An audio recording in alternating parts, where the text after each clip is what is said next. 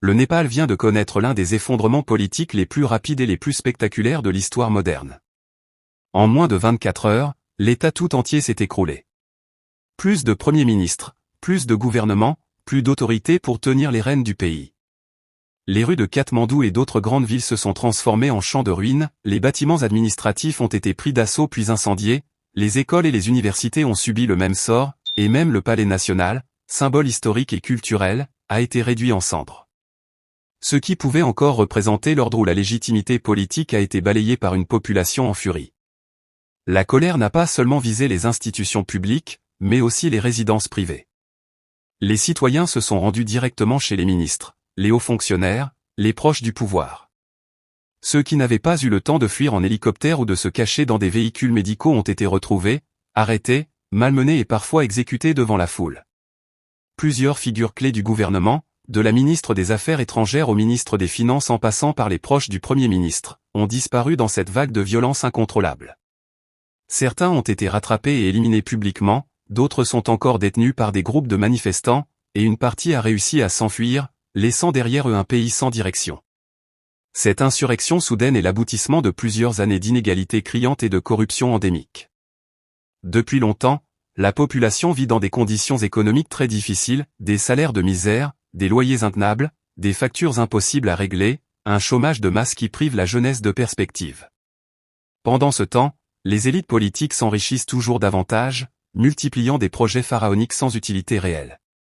Des millions, parfois des dizaines de millions de dollars ont été engloutis dans des infrastructures qui ne répondaient à aucune demande populaire, qui ne servaient qu'à remplir les poches de ceux qui les validaient.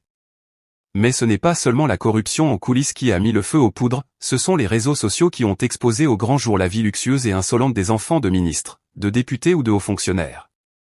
Pendant que des familles entières se privaient pour envoyer leurs enfants à l'école et que des parents s'épuisaient dans des emplois précaires et mal payés, les héritiers du pouvoir s'affichaient en ligne dans des villas luxueuses, conduisant des voitures hors de prix, voyageant à l'étranger comme des célébrités.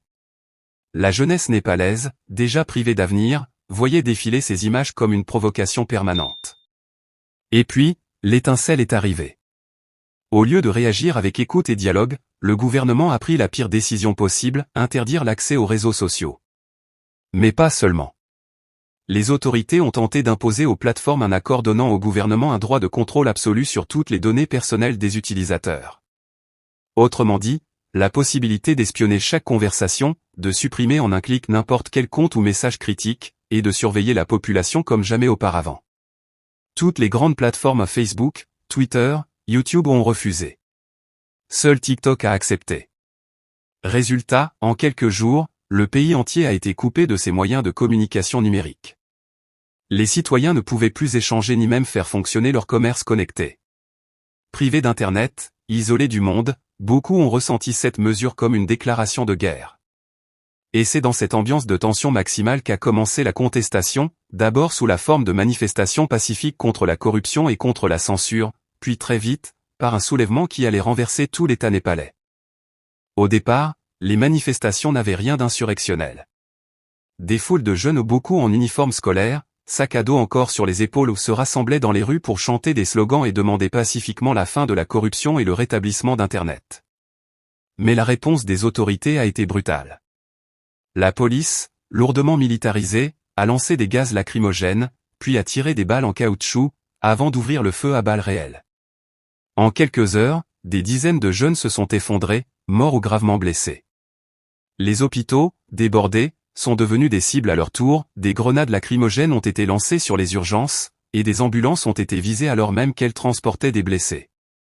Malgré cela, les citoyens ont refusé de céder. Grâce à des applications hors ligne comme BitChat, qui permet d'échanger des messages via Bluetooth sans connexion Internet, ils ont réussi à s'organiser et à partager les images des violences policières. Ces preuves ont circulé de main en main, rallumant la colère et poussant toujours plus de monde à descendre dans les rues. Très vite, la manifestation a muté en insurrection totale. Des milliers de personnes se sont dirigées vers les bâtiments officiels, brisant portes et fenêtres, incendiant ministères et archives nationales. Face à cette marée humaine, la police a perdu le contrôle. Certaines unités ont tenté de négocier, d'autres se sont barricadées pour éviter le lynchage. Mais le peuple était trop nombreux, trop déterminé. Ce qui n'était qu'une révolte est devenu une chasse aux dirigeants. Les citoyens ont commencé à traquer les ministres jusque dans leur domicile privé. Plusieurs responsables ont été lynchés, d'autres exécutés publiquement. Le Premier ministre lui-même a disparu, probablement en fuite, et la majorité de son gouvernement a été éliminée ou contrainte de quitter le pays dans l'urgence. En une seule journée, l'appareil politique népalais s'est effondré comme un château de cartes. Mais cette victoire apparente laisse place à un immense vide institutionnel. Les incendies qui ont ravagé les bâtiments publics ont aussi détruit des données vitales, registres d'état civil, dossiers judiciaires, fichiers criminels, documents bancaires. Sans ces archives, impossible de savoir qui est en prison, qui doit être jugé, ou même qui possède quoi. Le risque est énorme, une vague incontrôlable de criminalité pourrait frapper le pays, alors que plus aucune autorité légitime n'existe pour maintenir l'ordre. Aujourd'hui, le Népal est plongé dans une incertitude totale.